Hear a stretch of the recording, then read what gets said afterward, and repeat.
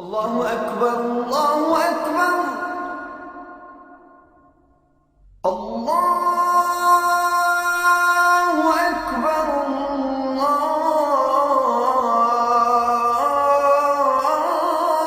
الله أكبر. There are 6 articles of faith. They are very essential things which every Muslim believes in, and I'm going to be expounding those 6 articles of faith. So the first of them is belief in Allah. The second is belief in the angels. The third is belief in the messengers. And the fourth is believing in the books. The fifth is believing in the day of judgment, the final day, and all the events that take place afterwards, paradise, hellfire, and so on and so forth, the life after death. And the final one is the divine decree. So let's talk about the first one, believing in Allah. The first thing obviously is that one has to believe that God, the Creator, Allah, exists. Now, Allah is just the Arabic word for the God. Allah is not a different God. He is not a new God that was invented by the Prophet Muhammad. The pagan Arabs before the time of the Prophet Muhammad had a concept of the supreme divine being, as the Qur'an actually says, قُلْ مَا رَبُّ السَّمَاوَاتِ السَّبْعِ وَرَبُّ الْعَرْشِ الْعَظِيمِ سَيَقُولُ لِلَّهِ. Which means that if you say, Muhammad, if you ask them, who is the Lord of the 7 heavens, who is the Lord of the glorious throne, they will surely say Allah. They will surely say God. So they recognized that there was this supreme being. They never had an idol. They never had an image of Allah. They never had an image of God. So the concept was there of this being who created the heavens and the earth, who had power and control of all things, who sent down the rain, who caused the crops to grow, and who was not like anything in this creation. This is the universal belief we find amongst human beings. In fact, you find every culture in every age and every time has within it some concept of a supreme deity who is distinct and separate from the rest of the creation. So historically, believing in the existence of God is not something that human beings have really differed about. The idea that there is no God, or the actual belief that God does not exist, has been there in human history, but it's always been a small minority. Very few people have been able to accept such a rather absurd concept, because human reason, common sense, our very nature lends us almost inevitably, by looking and contemplating and observing the world around us, the universe around us, looking at ourselves, there are so many signs and indications that there is intelligence, wisdom, power, will behind the creation of the universe. So these signs are a kind of evidence that the Creator exists. Where we find organization, where we find things working according to laws and patterns, it's rational for us to conclude that there is an organizer, that there is one who has created these laws and created these patterns. But there is no need for us to ask the question, as some people do, well, who created the Creator? Because as the Qur'an tells us, قُلْ هُوَ اللَّهُ أَحَدٌ اللَّهُ الصَّمَدُ لَمْ يَلِدْ وَلَمْ يُولَدْ وَلَمْ يَكُنْ لَهُ كُفُوًا أَحَدٌ. This small chapter of the Qur'an very succinctly and powerfully explains the key concept of the oneness and the uniqueness of God. The surah is called Surah Al-Ikhlas, and it's translated, it says, Kul huwa Allahu ahad, say He is Allah, say He is God, ahad, the one. Ahad in Arabic means one and alone.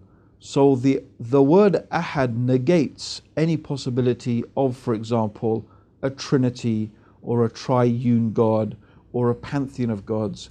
God is one and alone. Allahu Samad means Allah is the one upon which and upon whom everything depends, whereas God himself is self-sufficient and needs nothing.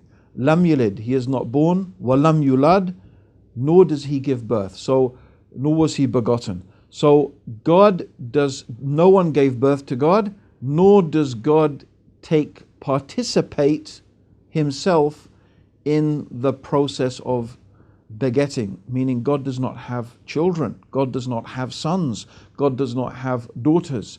God is far removed from these things. وَلَمْ يَكُنْ لَهُ كُفُوًا أَحَدٌ, and there is nothing that can be likened unto him.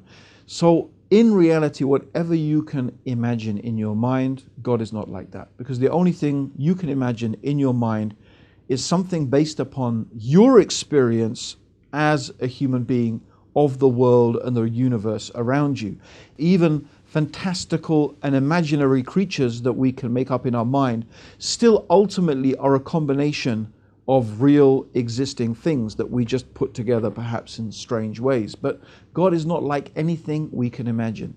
However, having said that, God the Creator does possess certain names and attributes and qualities. And these names and attributes and qualities are unique to him. Although we may, for example, see some pale reflection of those names and attributes within the creation. I will give you an example. The Qur'an tells us that God, the Creator, is the seeing and he is the hearing. Now, we also see and we also hear. But the seeing and the hearing of God is complete and perfect. He sees everything in every place and in every time, and seeing all of these things simultaneously does not confuse God in any way, shape or form. Similarly, hearing, we can only hear a few noises at a time. We can only certainly listen and concentrate to one person talking to us at a time. Whereas God can hear if every single human being and every creature called upon God, supplicated to God and asked God for something, God could hear all of those supplications, and all of those supplications would not confuse him in the least. Not only that, he could answer all of them, and that would be easy for God. So God is the possessor of unique special attributes. The greatest sin and the greatest crime that a human being can commit, as far as God is concerned, in the eyes of God, in the sight of God, is that we should ascribe partners to him. That we should make something in this limited finite universe equal to God. And it doesn't mean that we need to say that this creature is actually God. No, it is sufficient for us to ascribe to a created being any single quality that is unique to God. So, for example, if we were to say and we were to imagine that some human being could respond to our supplications and our prayers, then we would be ascribing to that human being a type of power and ability that only belongs to God. I mentioned already, for example, you see some people, they call upon saints, they call upon prophets, they supplicate to them, they call them, they make prayers to them. But if you think about it, if we have 1,000 human beings all praying to Jesus or Muhammad or Saint Anthony or any other human being or creature or Buddha or whoever it may be, if we had 1,000 of them calling to this person all at the same time, how would this human being be able to hear all of these discordant voices all at the same time and be able to make sense of them? That is not a capability that a human being has. And if you start saying that, no, the human being has this person, whether it's Jesus or a prophet or a saint or a holy person, whoever it may be, if you're saying that they have this ability, then what are you doing? You are now beginning to claim that they have the powers and they have the knowledge and they have the ability that only belongs to God. And this is the greatest lie against God, and the greatest distortion in respect to the reality of the limitations of His creation. So knowing and understanding what and who is the Creator, what are the qualities and the attributes of God, and what are the limitations of the creation, and being able to understand how you must separate God from the creation. This is in reality the very purpose of our existence, and this is the most important thing that God will judge us by before anything else on the Day of Judgment. There is a saying that the Prophet Muhammad mentioned, that on the Day of Judgment a man will stand in front of God, he will stand in front of Allah, and Allah will say to him, if you had the world and everything in it, would you ransom it now to save yourself from the hellfire? And this man will say, yes, my Lord, yes, my Lord. And Allah will say to him, I asked of you less than that.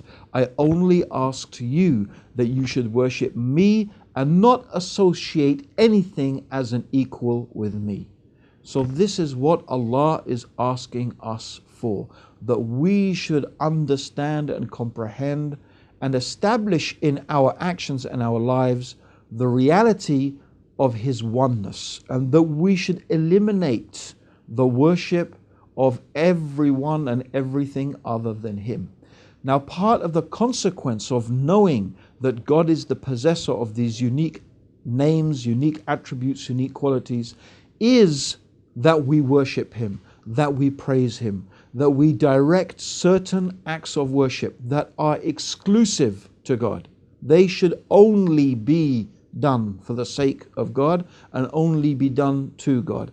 Acts of worship, they must only be done for the sake of God. And this is where most human beings have gone wrong. Not that people believe or don't believe in the existence of a creator, provider, Lord, sustainer.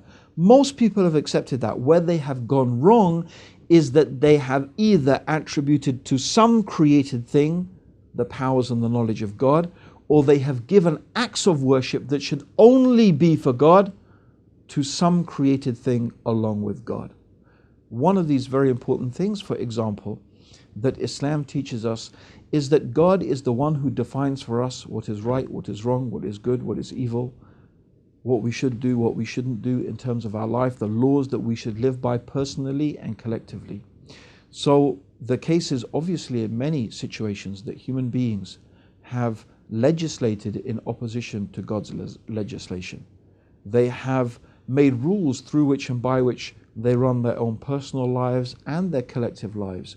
But these rules are not in accordance with what God has revealed. Many times they may even contradict it. So if a person thinks that they have the ability or the right to make this legislation in opposition to God's legislation, then this is also a form of polytheism. This is a form of making something an equal with God. And finally, very importantly, there is another aspect of singling out Allah for worship that is not as serious as the ones we have previously mentioned, in that the ones we have previously mentioned, if a person does them, Allah has threatened them with eternal hellfire. In fact, He has said in the Qur'an that He will forgive any sin, but He will not forgive. If a person dies not repenting from making partners with Him, He will not forgive that person, and they will dwell in the hellfire forever. So it's very serious. But there is another type of associationalism or making something a partner with God, which is in your intentions. Now, we believe that when we do any action, we should try to do it sincerely to please God, not for some worldly benefit, not for some limited gain. But naturally, human beings, this is something that we struggle with. And having a pure intention is actually very, very difficult. And a Muslim is always striving to try to make their intention, the reason that they do things, purely and completely and sincerely for God. However, if a person falls short in that, then the person is not threatened with eternal hellfire. It is considered to be a serious transgression in respect to the rights that God, the rights that we should give to God. But it is not on the level as the things that we have mentioned previously. So this is what is called minor shirk and major shirk, or the minor associationalism and the major associationalism. So to summarize our belief in God, it is very simply to single out God alone for our worship and to attribute to Him only His perfect names and attributes, and not to associate anything as a partner with Him.